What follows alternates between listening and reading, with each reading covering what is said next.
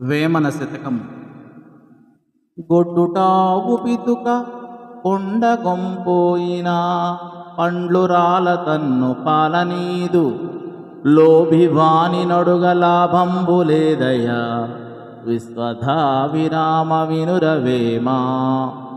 గొడ్డుటావు బితుక కొండగొంపోయినా పండ్లు రాలదన్ను పాలనీదు లోభివాని నడుగ లాభంబు లేదయా విశ్వదాభిరామ వినురవేమా.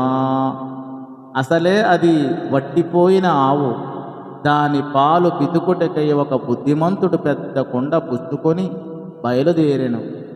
ఆ కొండ నిండా పాలిచ్చునని వాని ఆశ, కానీ పితుకుటకై కూర్చుండగానే పాలు నీయలేదు సరికదా, పండ్రు రాలదన్ను రాలునట్టు తన్నెను. ఇట్లే లోభివానిని అనగా పిసినారిని అడిగి ఏదో